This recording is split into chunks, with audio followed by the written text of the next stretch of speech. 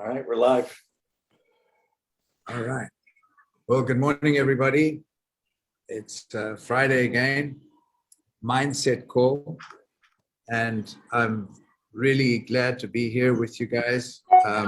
We've got a lot going on.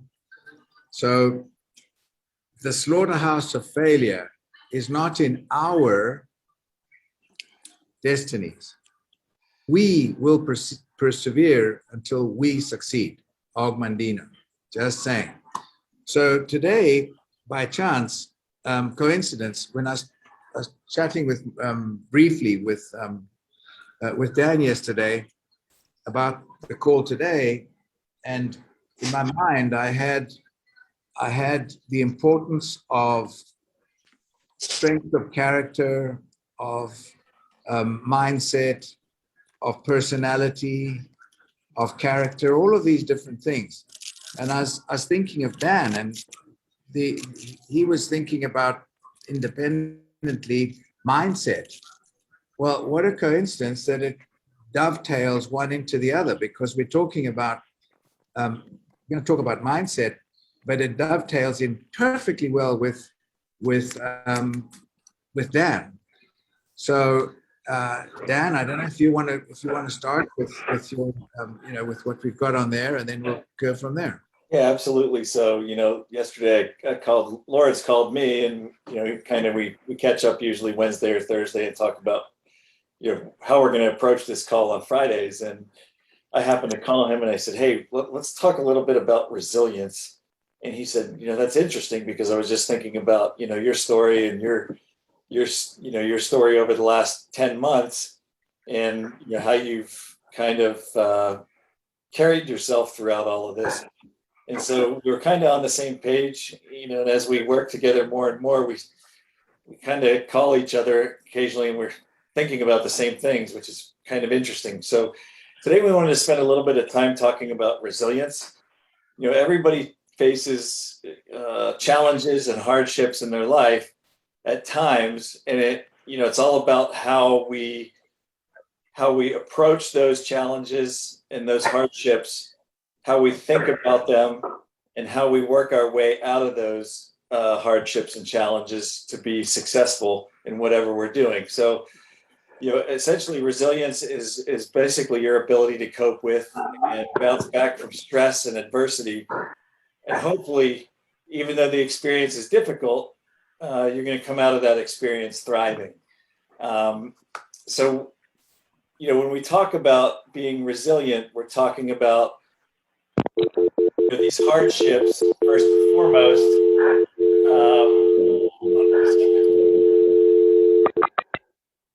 Hardships first and foremost, but secondarily, how you react to those hardships and what you're going to do to bring yourself through that hardship.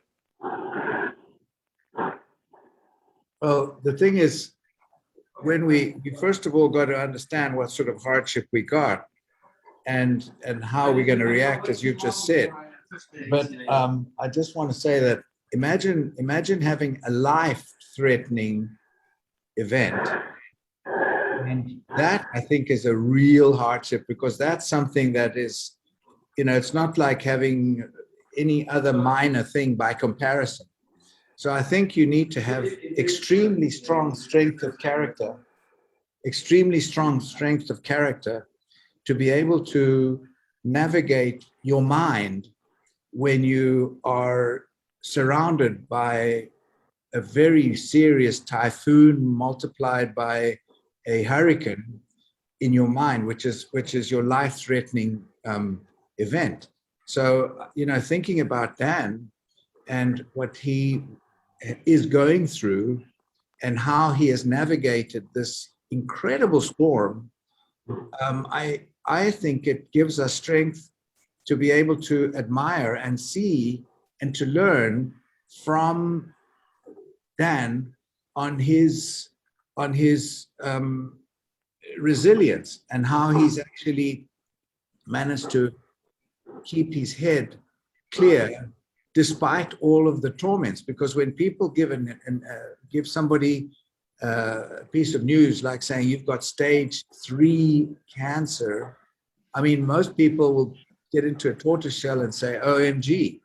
But Dan said, well, I don't know what the hell that is. And it's just not going to affect me. And he had an attitude from the beginning, which is a mindset, which is something that I think is so admirable. And it all has to do with mindset, resilience, character, personality, and all of these things.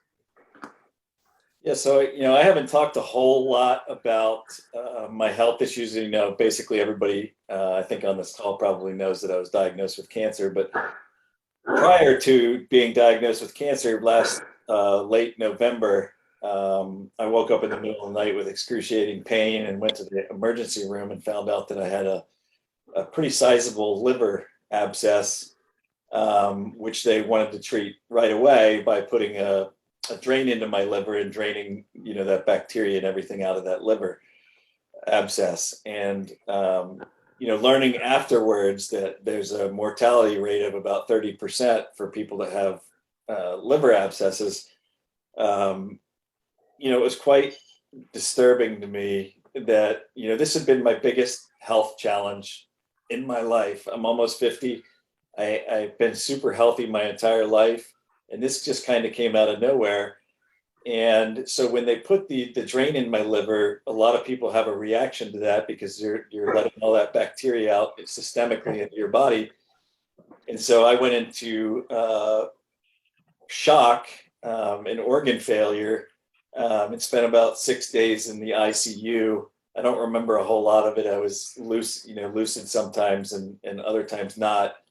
But I remember having some conversations with myself mentally about whether or not I was going to let this affect me. And, ultimately I had those conversations that, this is just a small bump in the road. I can lead myself out of this through positive thought and resilience. And that's what ended up happening. About 6 days into it, I came out of, I started feeling better. They moved me to a different ward for a couple of days till I was ultimately let go from the hospital. And then about 4 weeks later, I found, after contemplating this whole thing, where is this coming from? How did this happen? How am I going to move forward from this? I had a PE that affected my lung, obviously, pretty sizable PE, and was put on some blood thinners for that. And then ultimately through the CT scans and MRIs that I had during that whole month of December, it was determined that I had a mass in my colon, and subsequently underwent a colonoscopy and some biopsies and found out that I had stage 3 colorectal cancer. And so, you have all of these things running through your head about, what does this mean for me long term? What does this mean for me short term? How am I going to get through this? How am I going to be an inspiration to others? That was one of my biggest thoughts about this whole thing. Was it wasn't necessarily about me. It was more about, can I turn this into a positive? Can I make this a positive where people say, hey, stage 3 cancer diagnosis isn't a death sentence. It is potentially something that you can overcome and turn into a positive. So can you imagine being on a sailboat, going through life, having a wonderful time, ups and downs, and suddenly there's a typhoon and a hurricane and the sail breaks. And somebody says, my gosh, we're in the middle of this in the middle of the storm, and the sail's broken. You've got a very serious problem with your liver, and you're in the ICU, you lose consciousness and so on. And then while you're there with no sail, broken sail during the storm, the other doctor says, well, I'm sorry to tell you, your boat's got a hole in it as well. I mean, how bad can it get? So when you're looking at this situation, and yet what Dan looked at was the emotion with which he saw this. He took it in his stride, which is something that is exceptional. I've always had this little saying the size of the size of the challenge is directly proportional to the emotion with which we view it. So if you look at a problem and you say, holy moly, this is a big problem and I don't know how I'm going to fix this. Or you say, oh, is that all it is? I'm going to get over this, which is a little flippant, but it's what Dan did. So it's a mindset thing of a personality and character of a person. And this is what differentiates really leadership, where the adversities that affect us, we can, in our own ways, some more than others. Obviously, Dan's case, in an exceptional way, because not everybody's going to be able to not only weather the storm, but have that strength of character to be able to say, I'm just getting over this. No, it's not going to affect me. I'm going to fix this. So I just want to say that, Dan, leading by example and showing the strength of character, this is what this is all about. And when you said, you didn't want to let everybody down. I mean, you've got your family, you've got kids, you've got, Kate and yourself, and it's just who you are. And this is what I think is incredible when you've got a strength that you have, that you exhibit all times. Yeah, one of the toughest things about the whole ordeal was that, we're going through this pandemic, right? And so every time I was in the hospital, every time I went in for a surgery, I was by myself. I got dropped off at the front door and it was, hey, hope everything turns out well. I'll talk to you when your procedure's over, or, whatever it may be, because the hospitals just weren't allowing visitors. So I looked at that as kind of a blessing, because I didn't have those distractions of having visitors there, and I was able to be more introspective and think about how I wanted this to affect me, but think about how I wanted to affect others around me. And so we have a 10-year-old and a 7-year-old here, and I didn't want, they'd already had a grandfather that they lost to cancer, and I really didn't want it to affect them negatively, because they had already had that negative in their lives. And Kate, that was her father that passed away from cancer. And so I needed to keep my head held high, not only for myself, but for those around me. And I wanted to be an inspiration to others, not only to get screened early for colonoscopies for colon cancer. And I've had a number of people come up to me and say, hey, if it wasn't for you, and if I didn't know what your story was, I'm only 45 or I'm 48, I would have never even thought about getting a colonoscopy. But I'm glad that I did now. So it's been inspirational for people around me. I think people see the resilience that I have coming through this. I say it all the time. I have this stubborn resilience. I'm a very stubborn person, that when faced with adversity, I'm going to make sure that I come through that in a very positive way, and hopefully it'll influence others. But more importantly, the stubbornness. I basically, if somebody tells me I can't do something, or if there's a challenge ahead, I'm going to make sure that I face that head on and persevere through that. And this is not about me. Resilience comes into play in a lot of different ways in our lives, not only when we're facing a health crisis, but even in business, in our daily lives, we have adversity and we see hardships, and we come across physicians who just don't get what we're trying to do.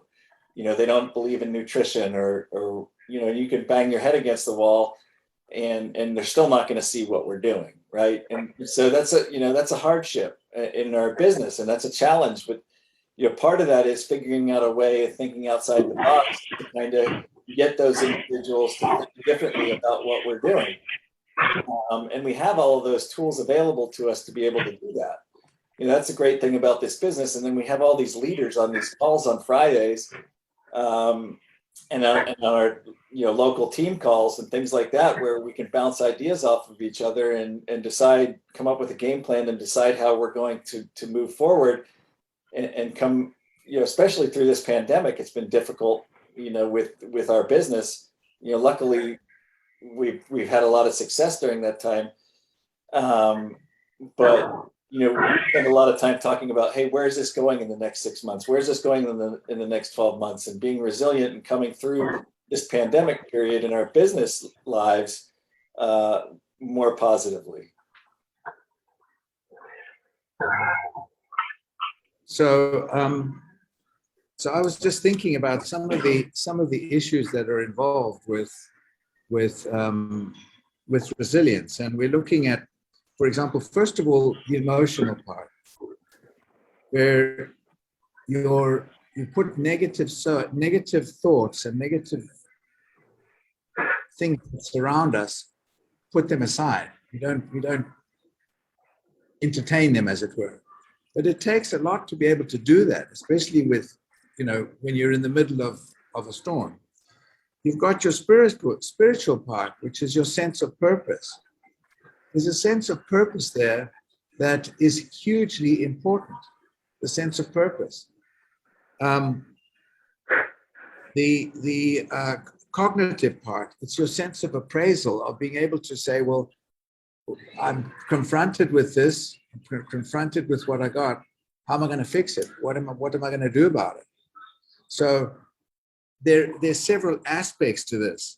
There's the motivational part, where he was talking about a sense of purpose.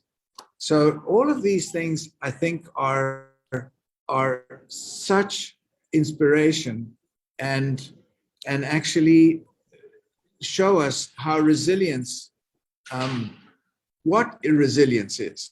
What is resilience? It's being able to get off the floor while you're even on the floor, is to plan your escape from being on the floor, from being down, from having a problem.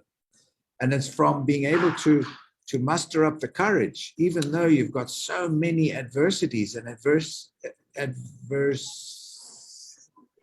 things going on in your life. That's resilience. It's resilience is being able to make something out of nothing. They always say make lemonade out of lemons or something, whatever. When you're dealt a bad deal, when you dealt a joker, make it an ace. And this is what Dan has done. And I think this is true leadership at its best. It's not just about, financial success or anything else. It's about life success. It's about success of how we comport ourselves. It's about what influence we have on our families and on our business and on our teams and on our leaders and on the people that we meet every day. So Dan, you're an inspiration, and I wanted to actually, really give you kudos for all that. Thanks, Lawrence. We're all gonna face adversity, whether it be a health challenge or a spiritual challenge, an emotional challenge, throughout our lives. But learning to work through these challenges is necessary for your basics of survival. You need to learn how to be resilient. If you're not resilient, you're just going to stay stuck in that hole, right? And so, it's a powerful opportunity for enhancing growth and well-being. And the good thing about resilience is, as we talked about with growth mindset versus fixed mindset, is that this resilience can be cultivated, right? And there's a number of different factors from that, factors in that help you build resilience. And one of them is social engagement. Cultivating social connections and avoiding social isolation. That's one of the best ways to build resilience. Having positive peer relationships, business relationships, they're going to help you in a number of different ways, including performance and emotional well-being.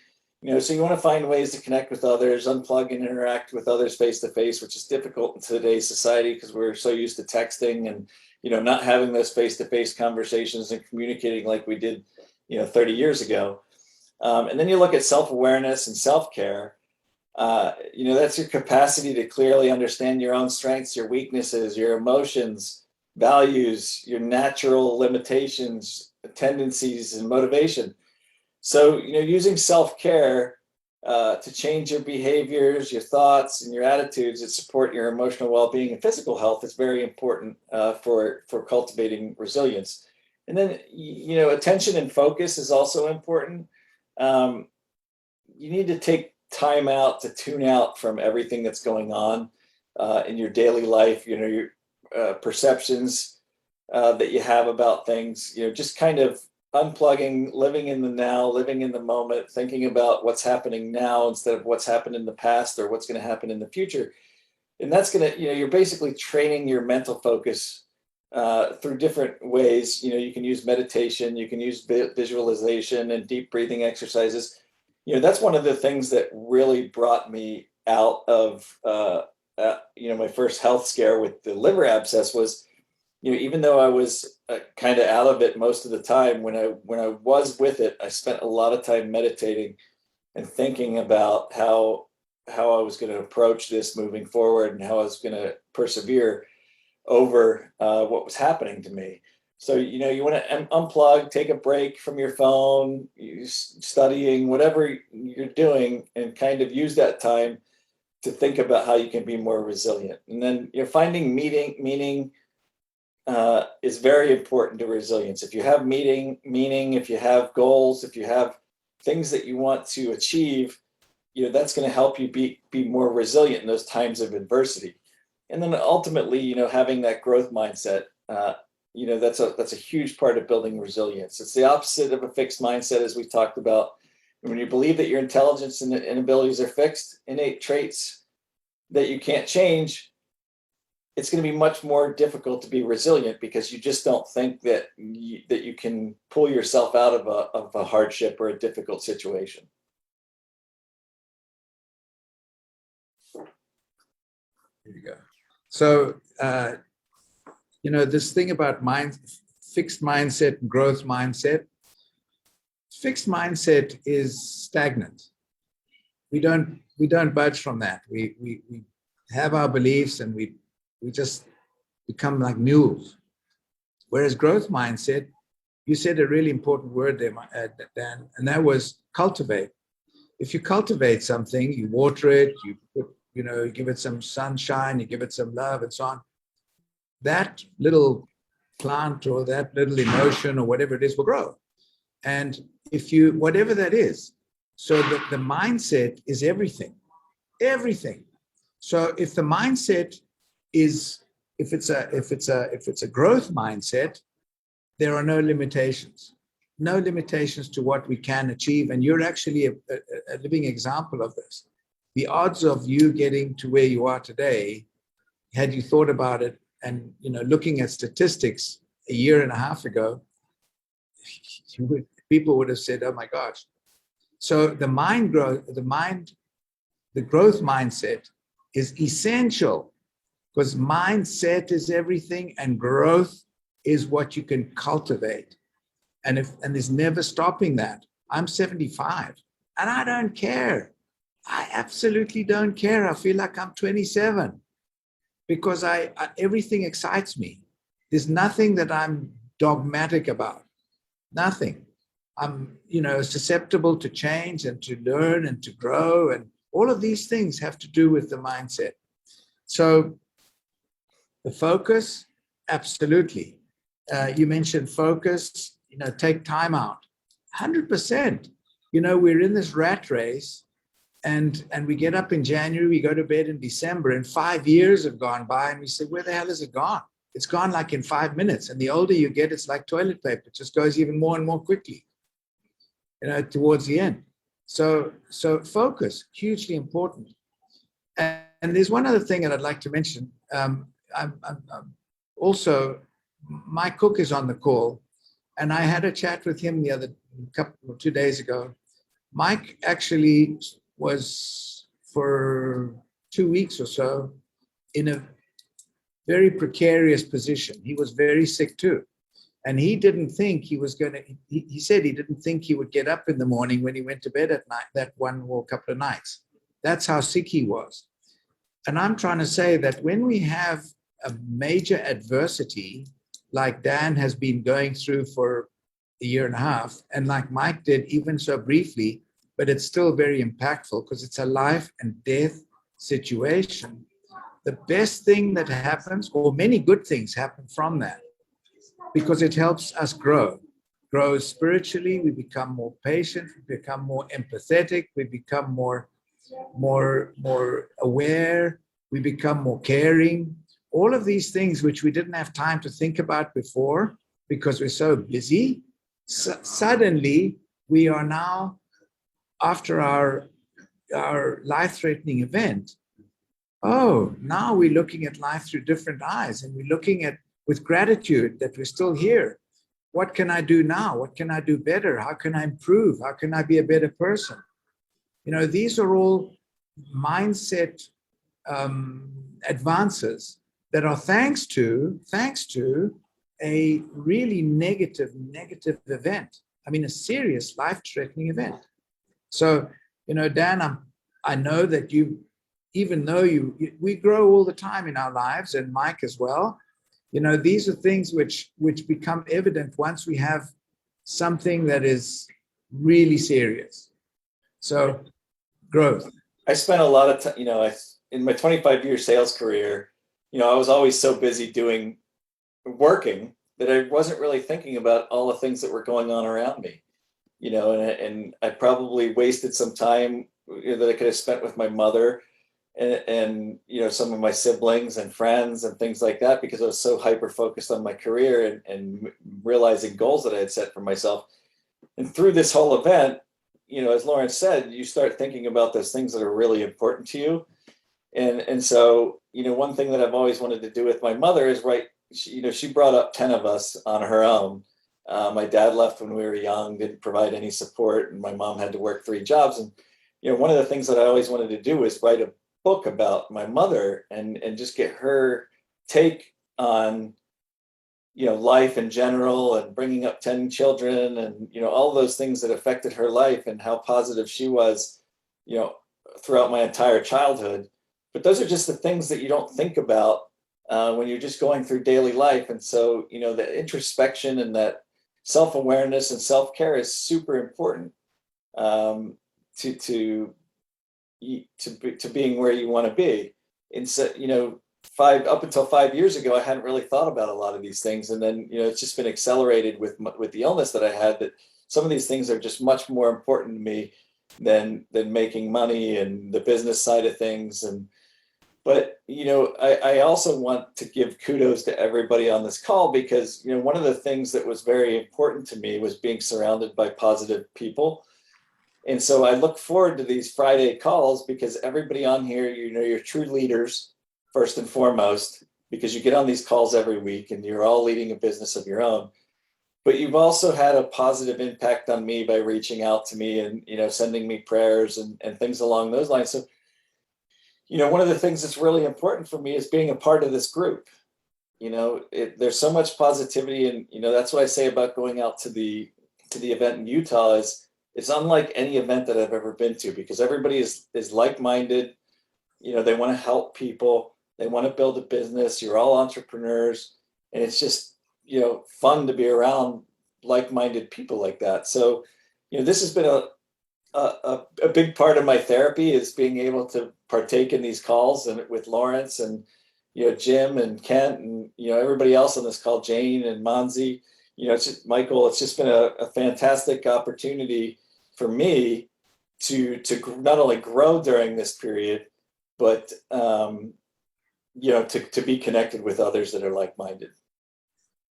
I think Dan, there's another thing that is a good lesson from all of this, and that is we take life for granted until something happens, and only then we start to introspect. So we sail along and just take everything for granted, and I think that is something. And one lesson that comes from your experience is that you have a team. We are a team. The whole Pharmanex Nu Skin is a team. We're never alone. We've got a lot of people that are out there that are rooting for us and rooting for each other. And I think this is something that I just want to say. I don't know, we're already at time. Dan, if you want to add something, or if anybody got any questions or anything they want to add or anything like that, I'd just give it a... Actually, I wanted to really add, I always tell my patients, your diagnosis shouldn't define your prognosis. And Dan is a living example of that, that he didn't let his diagnosis define him. And more people die of all the negativity that comes after the diagnosis than the actual disease. So, wow, Dan, you should be speaking in front of like a lot of people, because they need that. We lose 1,800 people in America, North America, daily to cancer. And your story should be heard by like millions. Also, I wanted to make a note of something that then you said that you grew in the last year and a half. Now, hadn't it been for our business model, you wouldn't have, right? Because if you were a solo entrepreneur or running a business that depended just on you and you had to go through so many treatments, like what would have happened to that business versus this business? So I just want to show people the power of network marketing and the business model we have. Like there's nothing wrong or negative about it. If anything, there is lots and lots of positive, and just wanted to add that. Thank you. Yeah, I can't even imagine having a brick and mortar store, having employees, having all that insurance, going through this last year. That would have just been so stressful and added, unneeded anxiety. And it's been nice to have those checks coming in on a monthly basis, no matter how I'm feeling that week or how much work I did that week. I still, built a pretty solid business, and I have, X amount of dollars coming in regardless of how hard I'm working at the time. So, there are a lot of positives to this business. Thanks for pointing that out, Manzi, and thanks for the kind words. I'd like to add one other thing that everyone on this call should take away from this is what Lawrence and Dan have said. It's just incredible. I went through a very minor thing from the perspective of how long it was, but it really hit home with me.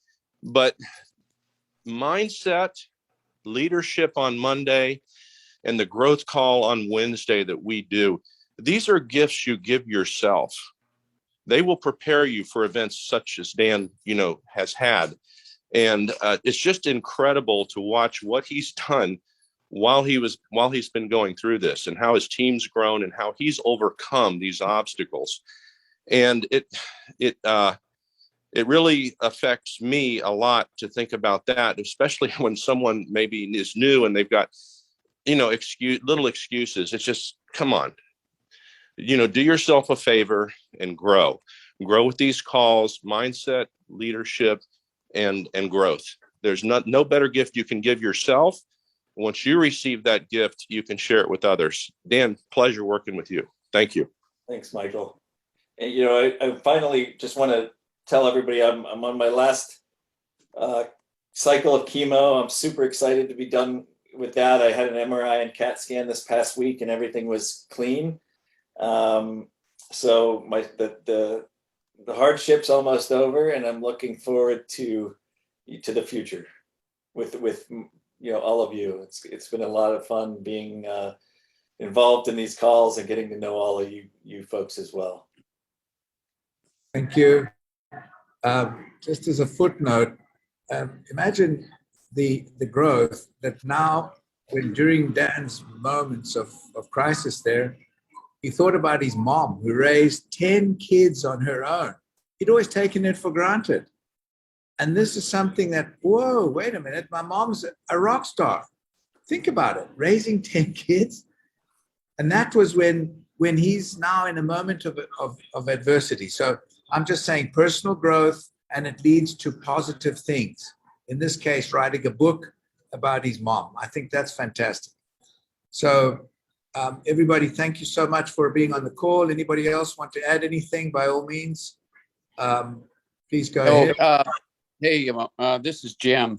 And first of all, I just want to say how much I absolutely appreciate Dan, because he has just been inspirational for everybody on this call. And Lawrence, so have you. So, I want to thank you both for that. But I'm trying to see if I can paraphrase this right.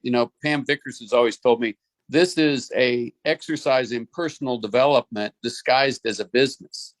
And that's just so true. I mean, even just to hear Dan talk this morning about his mother's story is inspiring, and I don't even know the details of it yet, you know?